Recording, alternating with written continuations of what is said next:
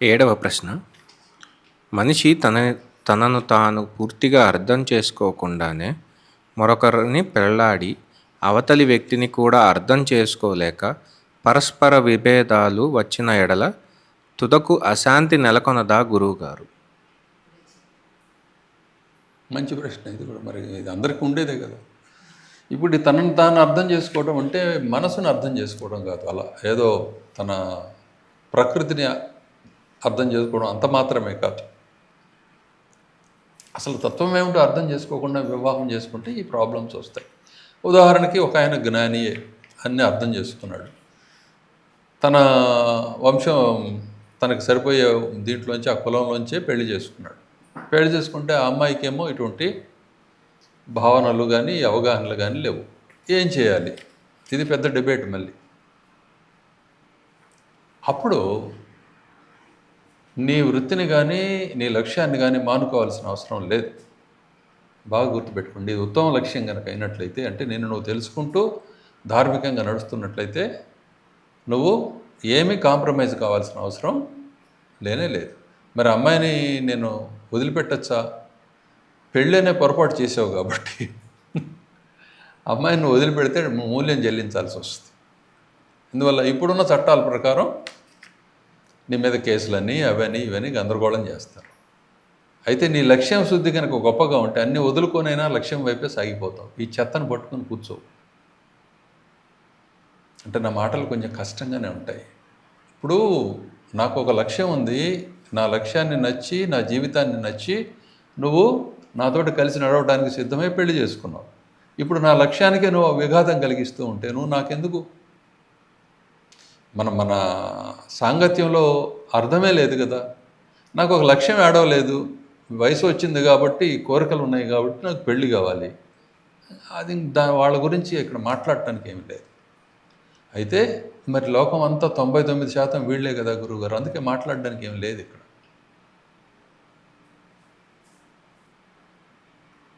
అంటే ఎక్కువ చెప్పడానికి చాలా ఉన్నా తొందరగా ముగించాలంటే ఇలా కట్ చేయాల్సిందే, తప్పదు. అందుకని ఇలా ముక్కుసూటిగా చెప్పేసి వదిలేస్తున్నాను. బాగా గుర్తుపెట్టుకోండి. ఒక పెళ్ళనే విషయమే కాదు, మీరేదో ఒక లక్ష్యం కలిగి ఉన్నట్లయితే, ఆ లక్ష్యాన్ని చేసి సాధించవలసి వచ్చినట్లయితే లక్ష్యం మీదనే, లక్ష్య సాధన మీదనే దృష్టి ఉండాలి తప్ప మిగతా ఏ రిలేషన్ మీద మీకు దృష్టి పనికిరాదు. ఆంజనేయ స్వామి సీతాదేవిని చూడడానికి అని చెప్పి బయలుదేరారు. లంకలో ఉందో లేదో అని చెప్పి ముందు తెలుసుకోవడం అనేది ఆయన ప్రధాన కర్తవ్యంగా పెట్టుకొని అంత దూరపు సముద్రాన్ని ఎగరటానికి ఆయన సిద్ధమయ్యారు. తొట్టతొలిగానే కాసేపు విశ్రాంతి తీసుకొని ఒక సన్మానం ఎదురైంది. ఆ తర్వాత ఒక పరీక్ష ఎదురైంది. ఆ తర్వాత ఒక అపాయం ఎదురైంది. ఒకటే సన్మానం, 2 పరీక్ష, 3 ఆ పరీక్షలో మళ్ళీ కొంత అవమానం ఉంటుంది, 3 అపాయం. అక్కడ కేవలం ఒక అడవిలో తిరుగుతుంటే అడవి జంతువు వెంటబడితే మనం ఏం చేయాలన్న పాయింట్ అక్కడ సింహిక దగ్గర. ఆమె ఆహారం కోసం వచ్చింది, ఆమెను చంపడం తప్పితే వేరే మార్గం లేదు. బుజ్జగించితే ఆమె వెందు తినేస్తుంది. అదే సురసాదేవి వచ్చింది, ఆమె దేవత కాబట్టి, నాగమాత కాబట్టి ఆమెని ప్రయత్నం చేశారు. ఆమె పరీక్షించడానికి వచ్చింది కాబట్టి వినలేదు. మామూలుగా అయితే వినేది ఆమె మాట. ఆమె పరీక్షించడం కోసం కదా వచ్చింది, అందువల్ల నేను విన్నానంటే ఆయన అవమానంగా భావన చేసి తగిన ఉపాయాన్ని ఆలోచించి దాని నుంచి గట్టెక్కారు. మొట్టమొదట ఆ తొలిమెట్లోనే మైనాక పర్వతం పైకి లేచి నీకు కాసేపు సేద తీరేట్లుగా నేను సపర్యలు చేస్తాను ఉండమంటే, ఇప్పుడు నేను సపర్యలు చేయించుకునే పనుల్లో లేను. నేను ఇప్పుడు నా పని మీద వెళుతున్నాను. ఈ మధ్యలో దేన్ని అంగీకరించడానికి వీల్లేదు. ఇప్పుడు మీరు చెప్పే వివాహ వ్యవస్థ కానీ, మరొకటి కానీ, ఒక రాజసేవ కానీ, మరొక పని కానీ, ఏ పని అయినా సరే, ఏ పని మీద మీరు దృష్టి పెట్టి వెళుతూ ఉన్నారో దానికి సంబంధం లేని ఏ రిలేషన్ని కూడా ఎంటర్టైన్ చేయకూడదు. ఏ యాక్టివిటీని కూడా ఎంటర్టైన్ చేయకూడదు. మిమ్మల్ని మీరు పరిశీలన చేసుకోండి. మిమ్మల్ని మీరెవరు అన్నది ముందు ప్రశ్నించుకోండి. అప్పుడు నేను తండ్రినో, తల్లినో, లేకపోతే ఇంకోటనో మీకు ఒక ఆన్సర్ వస్తుంది కదా, మీ లోపల నుంచే వస్తుంది. వచ్చిన తర్వాత దానికి తగ్గట్టు నువ్వు ఉంటున్నావా లేదన్నది చూసుకో. అది కాకుండా ఇంకేమేమి పెట్టుకుంటున్నావో చూసుకో. అప్పుడు చాలామంది ఉన్నారన్నమాట. నీకు కాన్సన్ట్రేషన్ ఎక్కడి నుంచి వస్తుంది? ఆంజనేయ స్వామికి ఉండే ఏకాగ్రత నీకు ఎక్కడి నుంచి వస్తుంది? అంటే నీకు స్పష్టత లేదు. నీకు చాలా కావాలి. ఒకదానితో ఒకటి సంబంధం లేని పనుల్ని ఒక దాంట్లోకి తీసుకొచ్చి కూర్చోబెడతావు. ఇప్పుడు పెళ్ళికి గనక వీటన్నిటిని చూసినట్టు. పెళ్ళి ఎందుకు చేస్తున్నావు? ఒక అబ్బాయికి అమ్మాయిని ఎందుకు వెతుకుతున్నావు? ఇతనితోటి కలిసి ధర్మ సహకారం చేస్తుందనే ఉద్దేశంతో చేస్తున్నావు. ఏమిటి ఆ ధర్మ సహకారం? కులాన్ని వృద్ధి పొందించే సంతానాన్ని ఇవ్వడము, అదేవిధంగా అతడు చేసే ధర్మాచరణలో తాను కూడా నిలబడి సాయం అందించడం. ఇంతవరకే. దీంట్లో ఒకటేమో వాళ్ళిద్దరు కలిసి సంతానోత్పత్తి అనేది ఒక ధార్మికమైన వ్యవహారం. ఆ తర్వాత వాళ్ళ కోరికలు, వాళ్ళ సుఖాలు అవన్నీ ఉన్నాయి చూసావు, అవి ప్రాప్తానికి సంబంధించిన విషయాలు. దేనికి? ప్రాప్తానికి సంబంధించిన విషయాలు. వాళ్ళ దగ్గర ఉంటేనే ఉంటుంది, లేకపోతే రాదు, ఉండదు. సంతతి కలుగుతుంది, కానీ వాళ్ళిద్దరూ కాపురం చేస్తారంటే చేయలేరు. ఒక్కసారి 2 సార్లు మాత్రమే జీవితం మొత్తంలో ఆ సంతానం కోసం కలిసి, ఆ లైఫ్ అంతా ఇంకా మళ్ళీ వాళ్ళు ఎప్పుడూ కూడాను అలా ఉండకుండా ఉన్నవాళ్ళు బొచ్చెడంత మంది మన ఇక్కడే కాదు, ఎక్కడ చూసినా సరే. అర్థమైందా? మన భారతదేశము, మన సంస్కృతిలో ఇలా సాధ్యం అవుతుంది అనుకుంటున్నారేమో. త్రూఅవుట్ ది గ్లోబ్ అంతే ఉంది. అర్థమవుతుందా? కాబట్టి మరి దాని సంగతి ఏమిటి గురువుగారు అంటే, ఒకటి నీకు లేదని చెప్పి తెలిసినప్పుడు దాని గురించి అతిగా ప్రయాసపడకూడదు. ఎంత సంస్కరించుకోవాలో అంత సంస్కరించుకొని నీ పనిలో నువ్వు సాగుతుంటే అప్పుడప్పుడు బోనస్లాగా పడుతుంటాయి. అంతవరకే నీకు దక్కుదల. అంటే నేను సూటుగానే చెప్తున్నా మీకు. నేను ఇది రెగ్యులర్ అవసరం కాబట్టి దీని గురించి చెప్తున్నాను. ఒకవేళ లేదని చెప్పి నీకు ఈ శాస్త్రం, ఇప్పుడు జ్యోతిష్ శాస్త్రం ఎక్కడ ఉపయోగపడుతుంది? అబ్బాయి నీకు ఇంత ఉందని చెప్పి నేను ఖచ్చితంగా చెప్పగలను. నీ మనస్థితి ఇలా ఉంటుందని చెప్పి చెప్పగలను ఈ విషయాల్లో. సో దాన్ని బట్టి నువ్వు నీ జీవితాన్ని అంగీకరించి ముందుకు సాగగలుగుతావు. అర్థమైందా? అప్పుడు ఏమవుతుంది? నీ లక్ష్యం ఏదైతే ఉందో ఆ లక్ష్యం అసలు ఏమీ ఇబ్బంది పడకుండా దాన్ని సాధించుకోవడానికి వీలవుతుంది. లేకపోతే ఎప్పుడు ఏడుపై నాకు ఫలాంది లేదు, ఫలాంది లేదు, ఫలాంది లేదు. అంతే కదా. ఇప్పుడు నా దగ్గరికి ఎంతోమంది ఈ వైవాహిక జీవిత సమస్యల గురించి వస్తున్నారు. వచ్చేటప్పుడు వాళ్ళకి నేను లోపల ఏం చెప్తాను, ఎవరిని ఉండనివ్వను కదా వాళ్ళతో మాట్లాడేటప్పుడు. వాళ్ళకి నేను ఏం చెప్తాను అనుకుంటున్నారు? ఎవళ్ళు కూర్చుంటే వాళ్ళకి వాళ్ళ ధర్మాలే చెప్తాను, ప్రక్కవాడి ధర్మం చెప్పను. అవును వాళ్ళు అట్లా నడుచుకోవాలి, నడుచుకోలేదా, అయ్యో, వీళ్ళనే గ్రిల్ చేయటమే. ఎందుకంటే ఎవరు సమస్య ఉందని చెబుతున్నారో సమస్య వాళ్ళే, ఇతరులు కారు. ఇతరులు లేరు, ఇతరులు నిన్నేమి చేయలేరు. క్లారిటీ వస్తుంది. సమస్య వాళ్ళే. ఎవరు సమస్య చెబుతున్నారో వాళ్ళే సమస్య.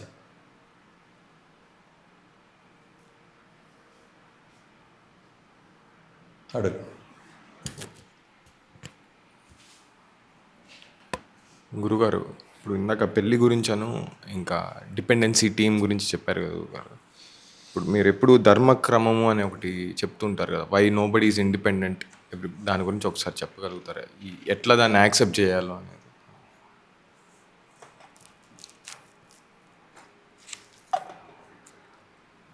యాక్చువల్గా ఈ విషయంలో నేనే కాకుండా ఏ విషయంలో కూడా మనం ఇండిపెండెంట్ కాదు. ఎలా కాదో చెప్తున్నాను వినండి. సీజన్స్ ఉన్నాయా? మూడు కాలాలు మనకు కనిపిస్తున్నాయి కదా, 6 ఋతువులు, ఈ 3 కాలాలు ఇవి కనిపిస్తున్నాయి. వీటిని ఎక్కించడం తగ్గించడం అనే దాంట్లో నీకు ఏమన్నా పవర్ ఉందా? లేదు. అది ఏమొస్తే తీసుకోవాలి. దానికి కొంచెం నువ్వు అడ్జస్ట్మెంట్స్ చేసుకోగలవు. చలి వచ్చింది, ఒక ఎక్స్ట్రా కవర్ వేసుకోగలవు. లేదు వేడిగా ఉంది, కవర్స్ తీసేసి పల్చటి వేసుకోగలవు.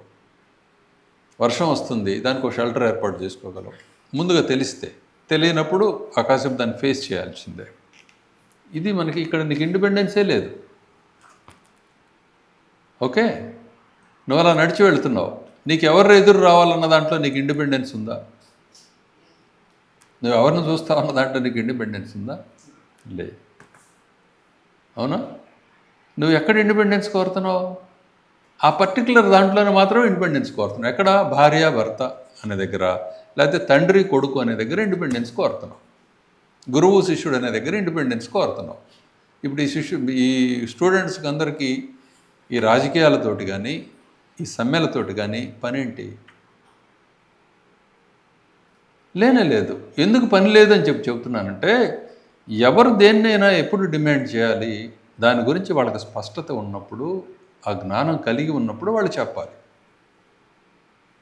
లేదు మీరు సైన్యంలోకి చేరిపోతే మీరు ఫైట్ చేయాలి. మీరు విద్య నేర్చుకోవడానికి వెళ్ళారు, విద్య నేర్చుకోండి. అంటే ఈ మధ్య జరుగుతున్న వాటి సంగతి నేను మాట్లాడడం లేదు. అక్కడేదో మాల్ ప్రాక్టీసెస్ జరిగినాయి కాబట్టి వాళ్ళకి కోపం వచ్చింది చేశారని ఏదో చెప్పుకుంటున్నారు. దాని గురించి నేను మాట్లాడడం లేదు. మా చిన్నతనం నుంచి జరుగుతున్న దాంట్లో కూడా ఏవో కొన్ని స్టూడెంట్ ఆర్గనైజేషన్స్ అని చెప్పి పెట్టడం, దాంట్లో వీళ్ళు చేరటం, వాళ్ళు ఆ పొలిటికల్ కనెక్షన్స్ తోటి ఇంకా ఇతరమైన ఉద్దేశాలతోటి స్ట్రైక్స్ చేయించడం. దీనివల్ల దీంట్లో వీడికి ఏం ప్రయోజనం? విద్యార్థులే కదలాలని ఒకడు పెద్దడు వీటన్నిటిలో ముందు ఉండాలని చెప్పి ఒకడు చెప్తాడు. వాడు ఇంకా విద్యను అర్థిస్తూ ఉన్నాడు రా. విద్యావంతుడు చేయాలి ఆ పని. విద్య అంటే ఏమిటి? జ్ఞానం. ఆ సంపూర్ణమైన జ్ఞానం కలిగిన వాడు నిర్ణయం చేయాలి. విద్యను ఇంకా అర్థించేవాడిని వాడు ఎట్లా చేస్తాడు? ఏం మాట్లాడుతున్నారు అసలు? మీ మాటల్లోనే దోషం ఉంది కదా. విద్యను అర్థించే వాళ్ళు గొడవ చేయాలని చెప్పడం ఏంటి? ఇది తప్పు. అర్థమవుతుందా? సో ఇక్కడెక్కడ నీకు నిజానికి ఇండిపెండెన్స్ లేదు, అయినా అడ్జస్ట్ అవుతున్నావు. కానీ వైఫ్ అండ్ హస్బెండ్ అనే దాని దగ్గరికి వచ్చేటప్పటికి కొంతమంది అవగాహన లేని పెద్దరికాన్ని పైన వేసుకున్న వాళ్ళు కొన్ని మంచులు, కొన్ని సమావేశాలు ఏర్పాటు చేసుకొని, వేదికలు ఏర్పాటు చేసుకొని వాటి మీద అరుస్తూ ఉంటారు. ఇది ఎప్పుడూ ఉంటుంది. ఇది ఇప్పుడే కాదు, చాలా కాలం వెనకటి నుంచి ఉంది, ఇక ముందు కూడా ఉంటుంది. ఈ అరిచేవాళ్ళు కాసేపు అరిచి పడుకుంటారు. కానీ నాశనం అయిపోతుంది వీళ్ళు.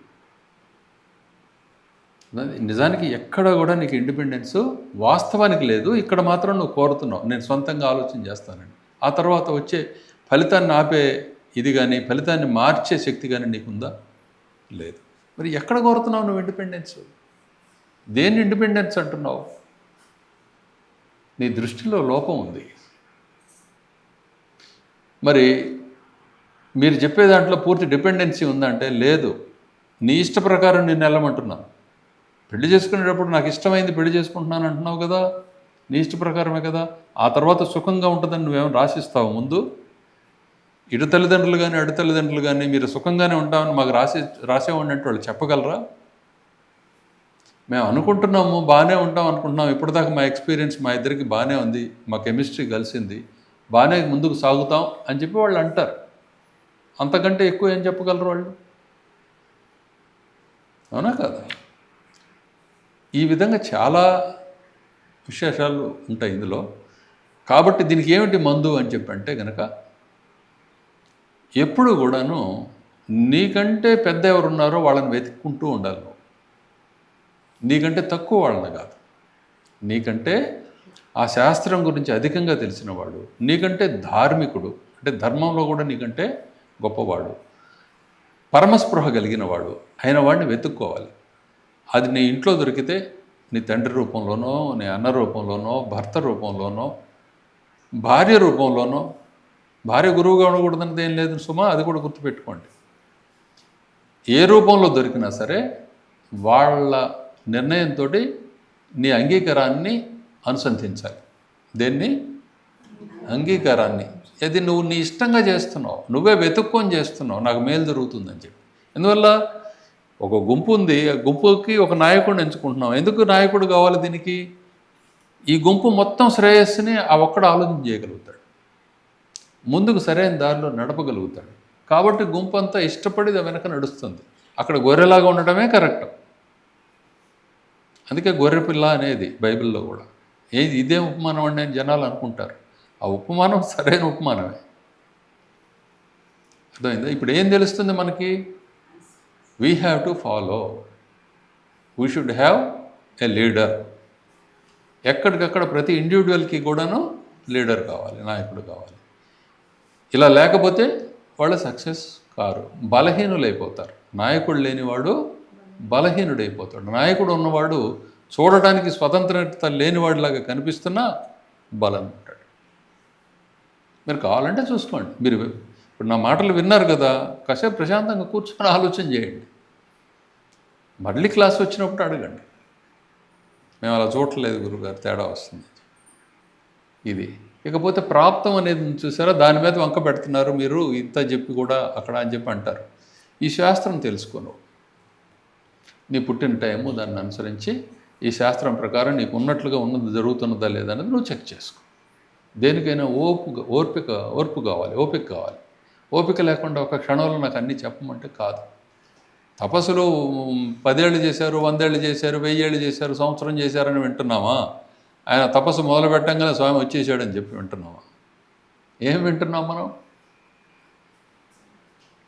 అర్థమవుతుందా? చదువు మొదటి రోజు ఆచారంగానే వీడికి సర్టిఫికెట్ ఇస్తారా? ఒక సంవత్సరమో ఎంతో దాని టర్మ్ ఉంటుంది. ఆ టర్మ్ తర్వాత అప్పటికి మళ్ళీ ఒక టెస్ట్ పెట్టి వాడికి సర్టిఫికెట్ ఇస్తున్నాం మనం. అది పనికిరాని చదువుకి.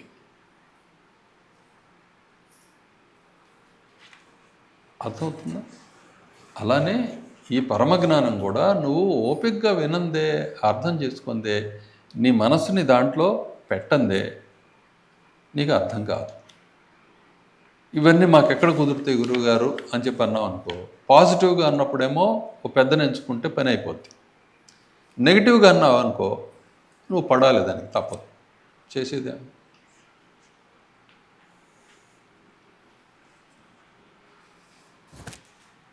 అర్థమవుతుందా? కాబట్టి ఎవరికి వాళ్ళు సంతోషంగా ఇష్ట ప్రకారం ఒక లీడర్ని ఎంచుకోవాలి, శ్రేష్ఠుడిని వెతుక్కోవాలి. అందుకనే ఆ లీడర్ని భర్తని వరుడు అంటారు. ఎవరు? వరుడు అంటే శ్రేష్ఠుడు. ముందు పుట్టినవాడు కూడా జ్యేష్ఠుడు అంటారు. అతడు కూడా శ్రేష్ఠుడైతే చాలా గొప్పవాడని చెబుతున్నాడు. అందుకనే రామాయణంలో ఇందాక మీరు మొదటి సరుకులో చదివారు కదా,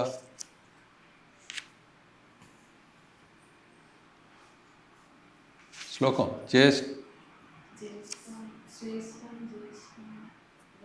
జ్యేష్ఠం శ్రేష్ఠ గుణైర్యుక్తం అని చెప్పి చదివారు కదా. గుణాల్లోనేమో శ్రేష్ఠత్వం ఉన్నది, పుట్టుకలో జ్యేష్ఠత్వం ఉన్నది. 2 విధాల ఆయన గొప్పవాడు, అన్ని విధాలా గొప్పవాడు. కాబట్టి ఆయనకి రాజ్యం ఇవ్వాలని తండ్రి ఇక్కడ ఇంకా నిరాటంకంగా ఇవ్వచ్చు అని చెప్పి కోరుకున్నారు.